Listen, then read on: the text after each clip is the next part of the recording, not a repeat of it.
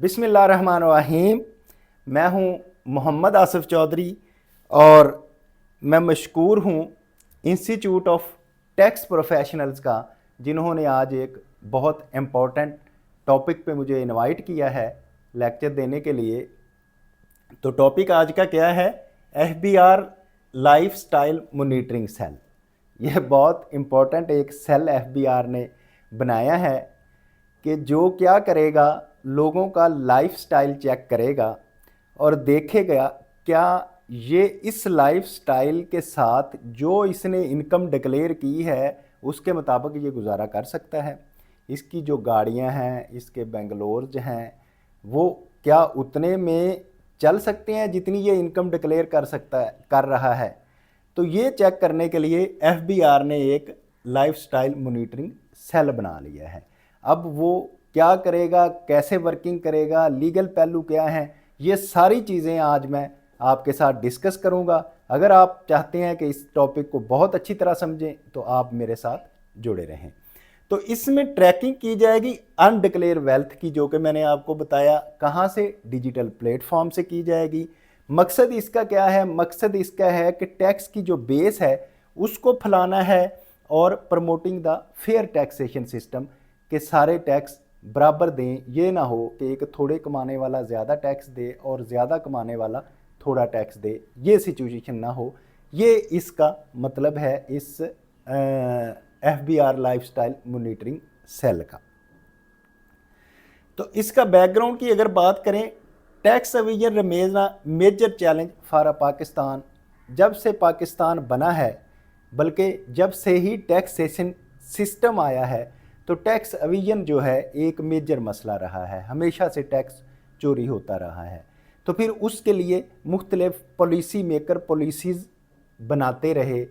Tax अवेडर जो हैं वो उसको अवेडिंग की अपनी नई नई टेक्निक निकालते रहे और पॉलिसी मेकर जो थे वो उसकी पॉलिसी बनाते रहे उसको बचाने के लिए।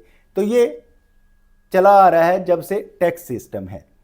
तो विजिबल वेल्थ वर्सेस लो डिक्लेयर इनकम मिसमैच। बाज़ औक़ात क्या होता है कि हम देखते हैं एक आदमी है जो बहुत लग्जरी गाड़ी उसने रखी हुई है, उसका बेंगलोर बड़ा ज़बरदस्त है, और अगर आप कहें जी ये प्लॉट आप ख़रीदना चाह रहे हैं, ये ले जी, इसका इतना होगा, फाइलर का रेट ये है, नॉन फाइलर का ये है, वो कहता है जी मैं तो हूँ ही नॉन फाइलर, मैंने तो रिटर्न फाइल ही नहीं आज तक की, तो इसलिए मैं एक्टिव टैक्स पेयर नहीं हूँ। अच्छा भैया, आपका स्टाइल तो ये है लेकिन आप एक्टिव टैक्स पेयर हैं। नहीं नहीं जी, मैं इस झंझट में पड़ना नहीं चाह रहा। या फिर ऐसे होता है कि वो है तो चीज़ें उसके पास बहुत सारी हैं, लेकिन अपनी रिटर्न में उसने बिलो टैक्स लिमिट डिक्लेयर किया हुआ है कि मेरा तो इतनी लिमिट ही नहीं है, इतना मैं कमाता ही नहीं हूँ जिसे मुझे टैक्स देना पड़े। तो ये अक्सर ये चीज़ें आती हैं।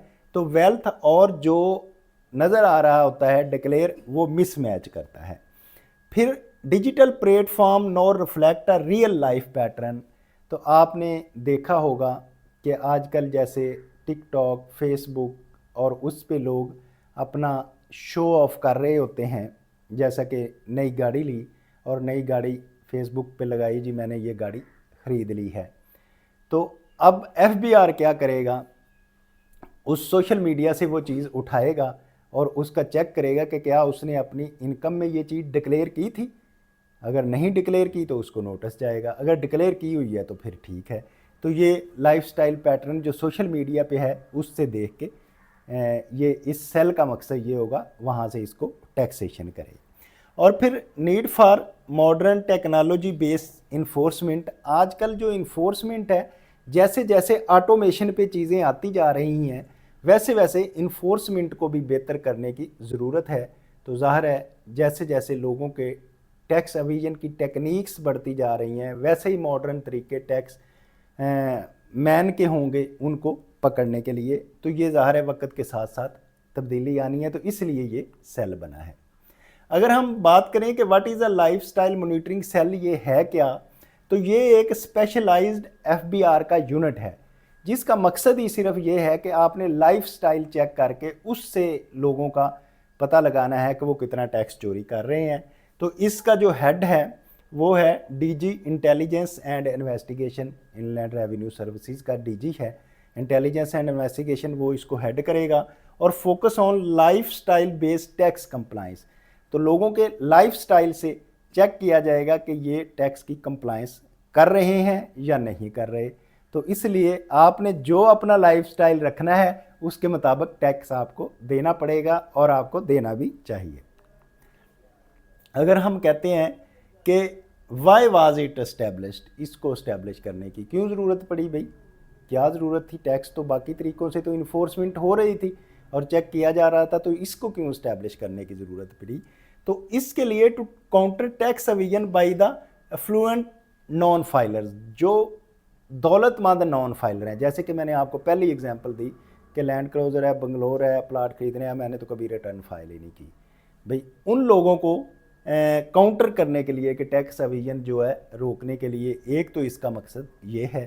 दूसरा मकसद है to detect the concealment of the income and assets, कि उसके एसेट्स तो बहुत ज़्यादा हैं लेकिन इनकम बहुत थोड़ी शो कर रहा है, तो ये जो कंसीलमेंट कर रहा है इसको चेक करने के लिए ये यूनिट बनाया गया है। To improve the voluntarily compliance, इससे जब एक डिटरनेस होगी लोगों को, ये जब पता चलेगा मेरे लाइफस्टाइल से ही मॉनिटर हो रहा हूँ, तो फिर ज़ाहिर है वो क्या करेंगे, वो कंप्लायंस करेंगे और उसकी कंप्लायंस शुरू हो जाएगी। इसी तरह to ensure fairness between the taxpayer, तो जो टैक्स पेयर हैं उनके दरमियान बराबरी आ जाएगी कि जो जैसे जैसे कमा रहा है उतना उतना टैक्स दे रहा है। ये नहीं कि एक कम कमा रहा है और टैक्स ज़्यादा दे रहा है और दूसरा ज़्यादा कमा रहा है और टैक्स कम दे रहा है, ये नहीं होगा। तो इसकी एक सिचुएशन जो है फेयरनेस की आएगी, इसीलिए इसको इस्टेब्लिश किया गया है।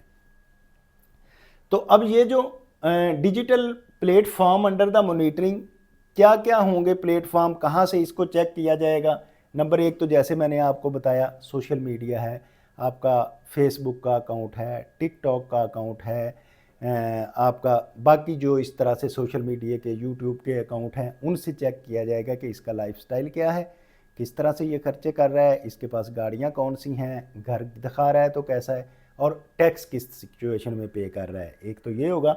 दूसरा publicly shared photo and videos, वो भी ज़ाहिर है सोशल मीडिया से होंगी तो वो भी इसमें आ जाएगा। और luxury cars, properties, travel and events, के उसके पास कारें हैं तो कितनी हैं, कितनी कॉस्टली हैं, कितनी लग्जरी हैं, उसने एयर ट्रैवल कितना किया है, और जहाँ उसने कोई इवेंट करवाया है तो इवेंट कितने उसने किए हैं। बाज़ औक़ात होता है कि वो कई शादियाँ हो रही होती हैं, बाहर बड़ा पता चल रहा है बहुत बड़ी शादी है और अगले दिन फिर उनको नोटिस आ जाता है कि ये आपने कहाँ से पैसे लिए।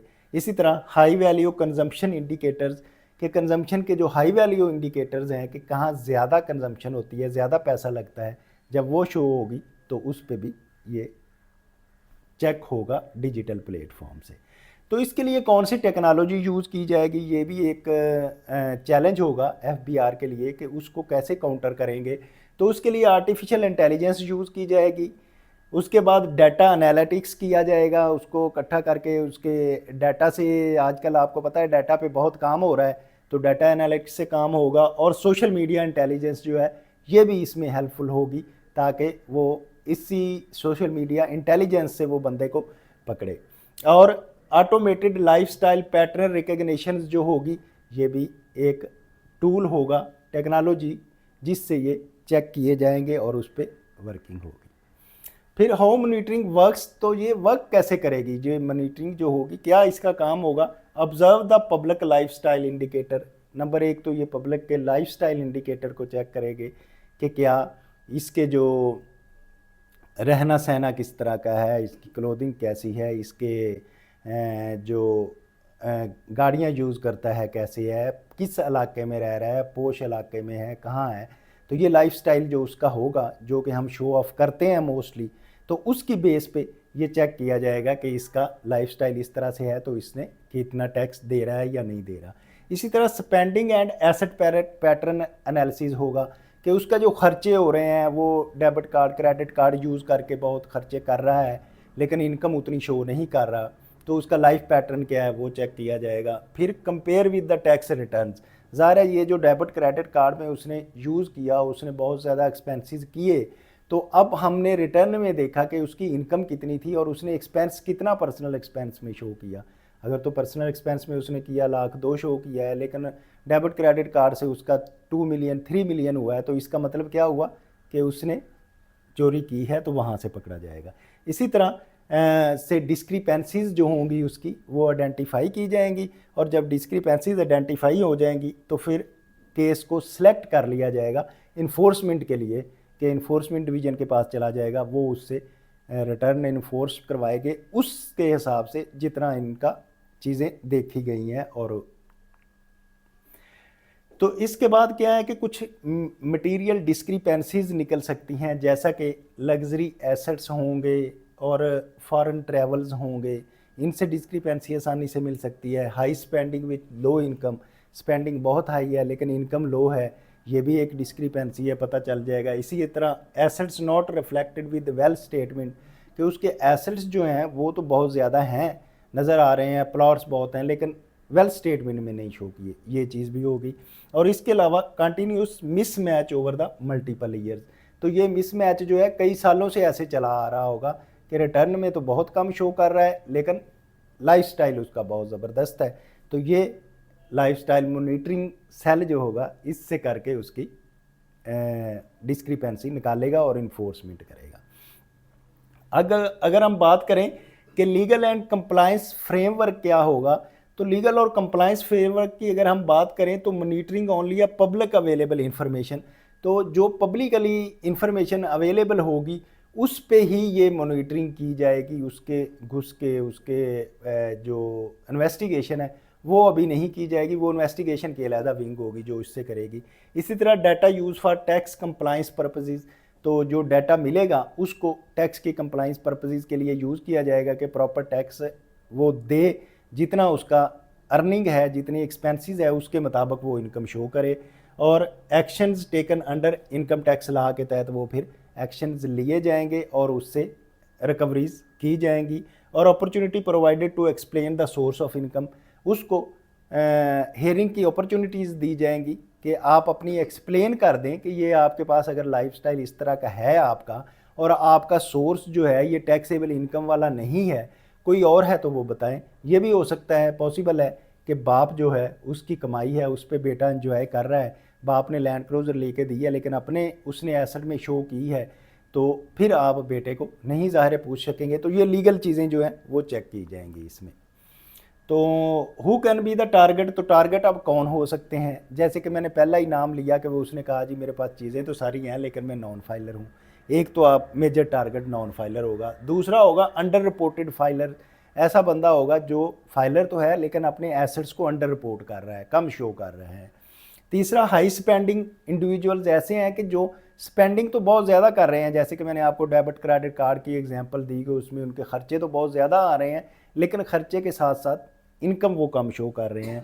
इसी तरह इन्फ्लुएंसर हो सकते हैं, ट्रेडर हो सकते हैं, प्रोफेशनल्स हो सकते हैं, बिजनेस ओनर्स हो सकते हैं, ये सारे मिलके इसमें शामिल होंगे जिनको टारगेट किया जाएगा।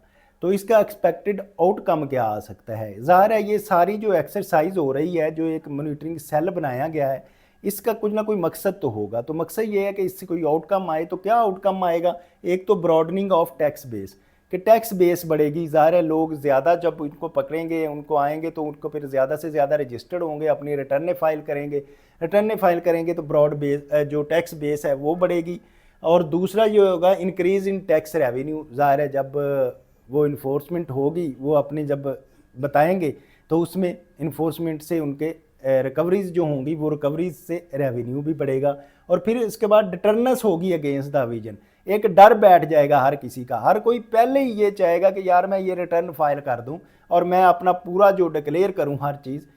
वो कैसे, आजकल तो ऐसे भी होता है ना, लोग अपने किसी मामे चाचे के नाम पे लगा देते हैं, जो फाइलर है उसके नाम पे गाड़ियाँ लगा देते हैं, उसको नोटिस आ जाता है, वो कहता है भाई ये अपना संभालो खुद, मेरे कहाँ लगा दिया है।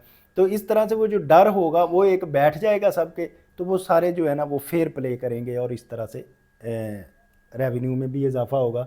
और कल्चर ऑफ डॉक्यूमेंटेशन का कल्चर बढ़ जाएगा, जो आप दूसरों के नाम पे लगाते थे वो नहीं होगा, अब अपने खुद अपने करना शुरू कर देंगे। इसी तरह फेयर बर्डन ऑफ शेयरिंग, तो उसका एक बराबर जो है शेयरिंग का बर्डन जो है सब पे टैक्स का पढ़ना शुरू हो जाएगा। ये नहीं है कि जो रजिस्टर्ड है, जो देता जा रहा है वो धड़ाधड़ उसको टैक्स लगते ही जाएं और जो नहीं दे रहा वो बचा हुआ है, ऐसा नहीं फिर होगा, सारे इसमें आ जाएंगे। तो अब पब्लिक के लिए जो मैं अक्सर मैसेज देता हूँ, मेरा हमेशा ये मैसेज होता है कि आप pay taxes according to the actual income. तो ये मैसेज आपका इस लेक्चर के बाद भी है और मेरा तो हमेशा ये होता है कि अपनी इनकम के मुताबिक टैक्स दीजिए। ट्रांसपेरेंसी प्रोटेक्ट्स यू, आप ट्रांसपेरेंसी से चलेंगे तो आपको प्रोटेक्ट रहेंगे, अदरवाइज किसी ना किसी दिन आपको प्रॉब्लम में आ जाएंगे। डिजिटल फुटप्रिंट मैटर्स, तो जो आप फुटप्रिंट छोड़ के जा रहे हैं ये मैटर करते हैं, ये कहीं ना कहीं इन फुटप्रिंट्स पे आपको आके कोई पकड़ लेगा, ये मैं हमेशा कहता हूँ। और compliance is safer than the concealment, compliance बेहतर है, कंप्लायंस बेहतर है, ये भी मैं हमेशा कहता हूँ कि ये टैक्स चोरी का दौर नहीं है, टैक्स मैनेजमेंट का दौर है। इसको प्रॉपर डॉक्यूमेंटेशन के साथ मैनेज करें, ना कि चोरी करें। टैक्स तो आपसे गवर्नमेंट ने निकलवा लेना है और चोरी पकड़ लेनी है। तो अब अगर हम कंक्लूजन की बात करें तो ये सारी जो हमारी एक्सरसाइज थी उस पे हम इस नतीजे पे पहुँचे कि lifestyle monitoring cell represent a shift towards the smart data driven taxation, के वो डाटा निकाल के उस पे जो टैक्सेशन ये करेगा, इंश्योर करेगा कि visible wealth align with the declared income, कि जो आपकी वेल्थ नज़र आ रही है वो आपकी जो इनकम आपने रिटर्न में फाइल की है उसके मुताबिक है या नहीं है। और मेकिंग पाकिस्तान टैक्स सिस्टम मोर इक्विटेबल, ज़्यादा अच्छा, खूबसूरत, ट्रांसपेरेंट एंड क्रेडिबल जो है पाकिस्तान का टैक्स सिस्टम होगा। जब ये सारी चीज़ें होंगी तो फिर बाहर से इन्वेस्टमेंट भी आएगी, इन्वेस्टर भी आएंगे और पाकिस्तान में इन्वेस्टमेंट भी करेंगे। जब उनको पता चलेगा कि इधर इंसाफ हो रहा है, हर कोई टैक्स पे कर रहा है, ये नहीं कि हम बाहर से आए हैं, हम रजिस्टर्ड हैं तो हम फंस गए हैं, बल्कि हर कोई इसमें टैक्स प्रॉपर देगा। तो ये था आज का टॉपिक कि एफबीआर का जो एक मॉनिटरिंग सेल बना है जो कि लाइफस्टाइल चेक करके आपको मॉनिटर करेगा और उस पर टैक्स लगाएगा। उम्मीद है कि आप मेरे साथ जुड़े रहे और आपने ये सारी चीज़ें समझ ली हैं। अब अगर आपने समझ ली हैं तो आप पे फ़र्ज़ है कि आप इसको लाइक, शेयर और सब्सक्राइब करें ताकि दूसरे लोग जो हैं, जो नहीं सुन सके, वो भी इसको समझ जाएं और वो कल को हैवी पेनल्टी से बच जाएं और आपका शुक्रिया अदा करें। Thank you very much, have a nice day.